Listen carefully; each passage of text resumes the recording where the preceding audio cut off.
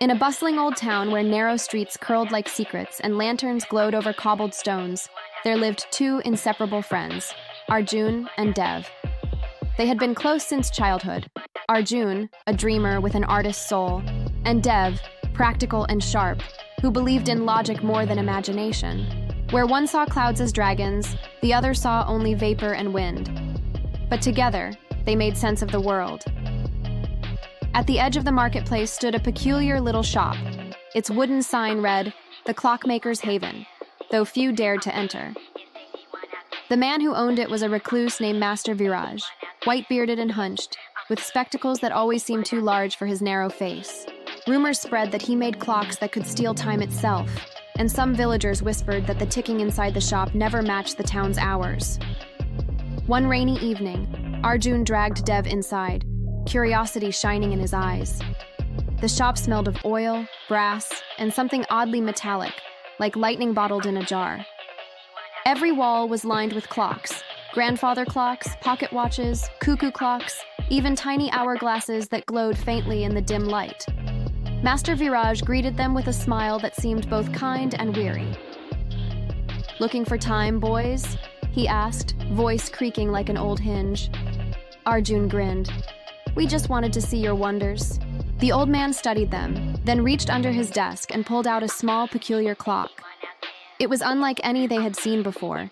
Its glass face shimmered with shifting colors, and its hands pointed not at numbers but at symbols of sun, moon, and stars. "This," Viraj whispered, "is the clock of choices. It reveals the truth of friendship. But beware, truth is not always gentle." Dev frowned. "A toy." Arjun, enchanted, leaned closer. "What does it do?" Viraj pushed the clock toward them. "Take it to the banyan tree at midnight. Both of you must hold it together. Then you'll know." Despite Dev's protests, Arjun insisted they try. That night, under a silver moon, the two friends stood by the banyan tree, clutching the strange clock. The moment both hands touched it, the ticking grew louder, like 1,000 heartbeats, and suddenly, the world blurred.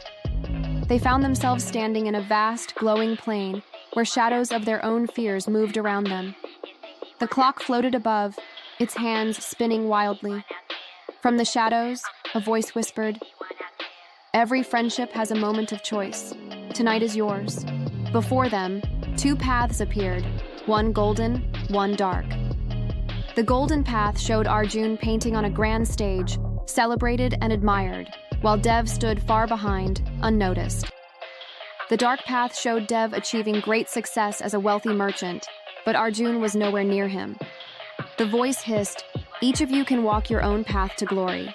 But if you walk together, the road will be harder, filled with storms, hunger, and struggle. Which will you choose?" Dev's breath caught. He had always dreamed of wealth. The vision of gold glittered in his eyes. Arjun, meanwhile, saw colors and crowds that called to his heart. For the first time, silence stretched between them like a wall. Finally, Arjun whispered, "I won't walk without you." Dev trembled. He could almost taste the future he wanted.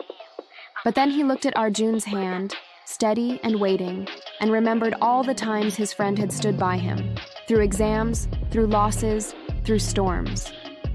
His throat ached as he said, "Then let's take the hard road together." The clock chimed once, deep, echoing, final. The visions vanished. They were back under the banyan tree, rain dripping from the leaves. In their hands, the strange clock had turned to dust, leaving only a faint glow on their palms. The next morning, Master Viraj was gone. His shop stood empty, every clock missing, as though it had never existed. Only a note lay on the counter. True friends do not measure time, they share it. Arjun and Dev never spoke of the visions again, but from that night, something unshakable lived between them. Life indeed tested them with storms, hunger, and struggles. Yet side by side, they endured, and in the end, their names were remembered not for gold or glory, but for a friendship that chose hardship over separation. And in that old town, whenever two friends quarreled, elders would say, "Remember the clockmaker's gift. Choose the harder road together." because no treasure outshines loyalty.